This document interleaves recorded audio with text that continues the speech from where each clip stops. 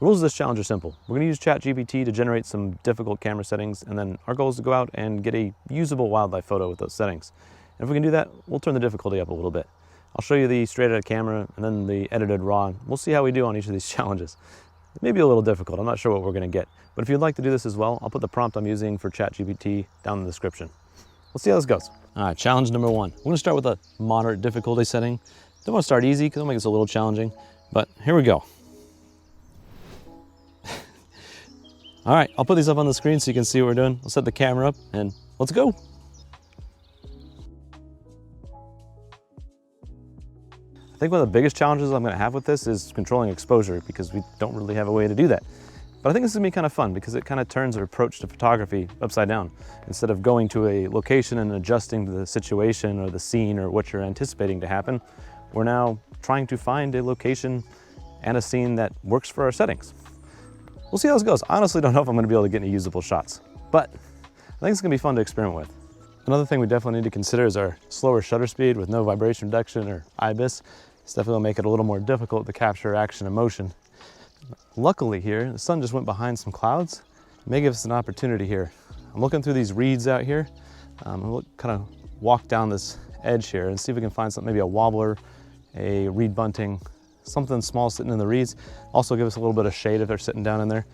See if we can find something here quickly, hopefully before the sun pokes its head back out and ruins our exposure. I can hear activity down in there, but it sounds like they're kind of deep in there. Probably not going to get an opportunity with these. We'll walk along a little further and see if anything's a little more accessible.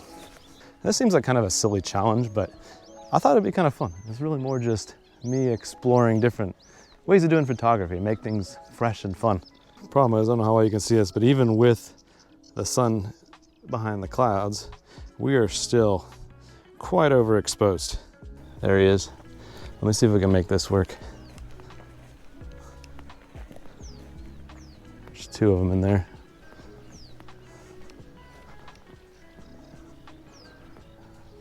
Stay there for a sec.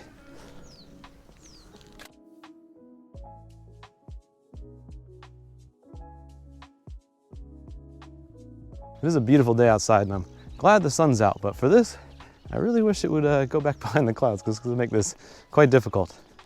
If we can't get something over here, I'm going to have to head into the tree wooded area to find something a little more shaded so I can control the exposure. I was kind of hoping to get something out here, but I think with these conditions, there's no way we're going to get our exposure down low enough to get it usable. You know, it's really frustrating. This is a wobbler right there. Would probably be a decent shot, but this exposure, oh man. I can barely even see him on the camera, it's so bright. You know what? I think that wobbler is going to be our shot. I haven't checked yet, so I'm a little nervous that I'm going to call that one the shot. Oh, look at this. Hold on. Got a heron.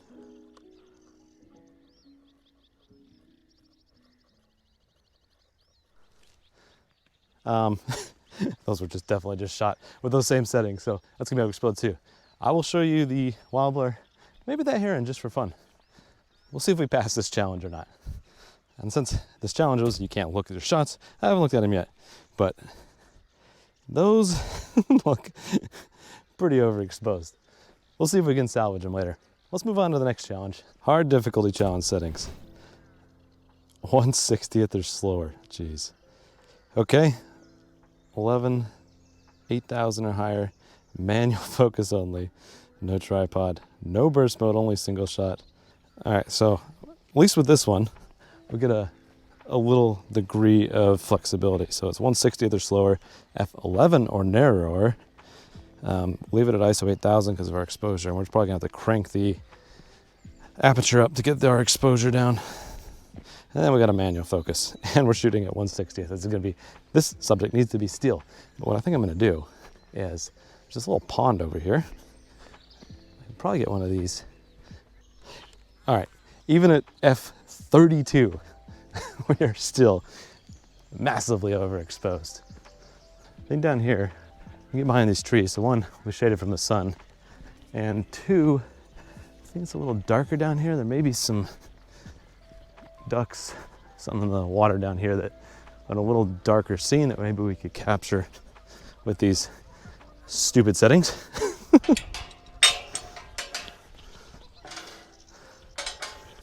I think this will work out better over here. A little less sun to deal with, a little more shaded.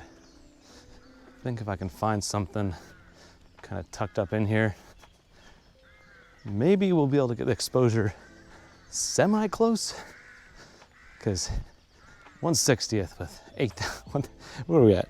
8,000 ISO?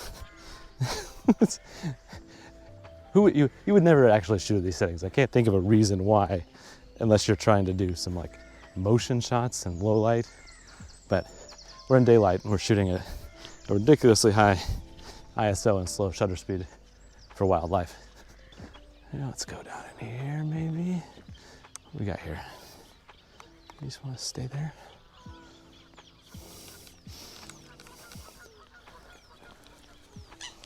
Go down.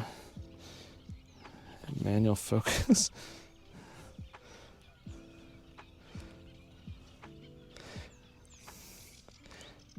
Let's get one shot here. Let me get down here a little closer here. If you'll just stay put. Get closer on the water. I gotta go behind the reed, come out.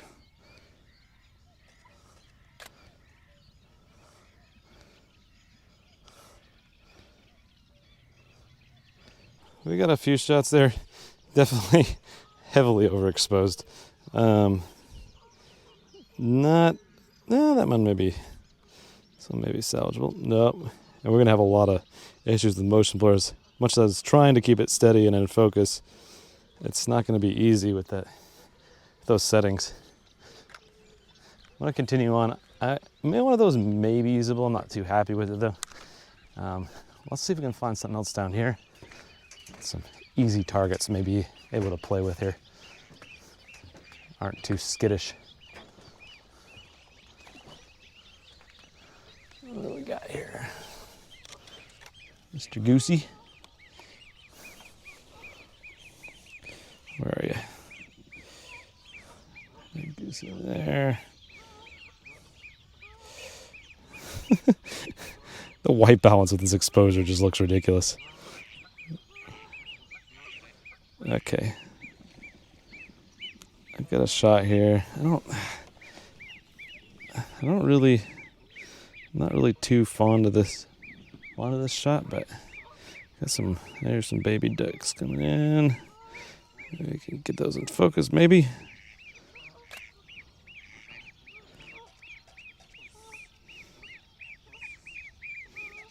There's this nice little snail in the path. And the purpose of this challenge, I feel like this is wildlife. If I can figure out how to focus on them. Where are you? Yeah. There you are.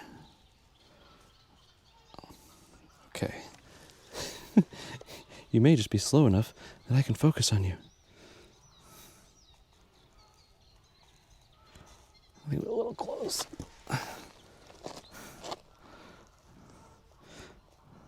There we go. I don't think I could have found a more slow and compliant subject. I think we're going to call that success. I'm going to move on to more challenging settings. I'm not really sure what I'm going to get with this, but let's ask a little ChatGPT here. What are let's just say, make it harder.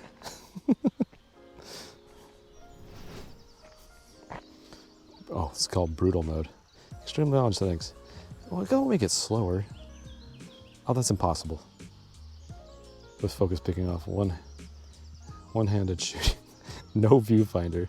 Okay. I think we've hit the peak of what I think is possible. All right. I'll set the camera up. I'm gonna walk probably into a forested area. We're gonna have to get a little creative here because I'm not really sure how this is gonna work. There's a mudjack over there, and just to see where we're sitting at. You can see in the back of the LCD here. This is our exposure we're working with. Absolutely nothing, no detail. And it's not even that bright out, the sun's behind the clouds.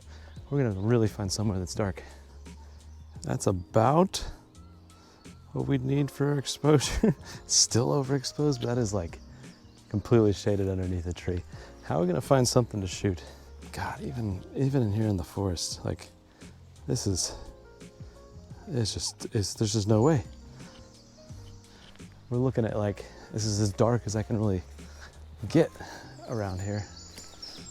And it's just, it's just so blown out.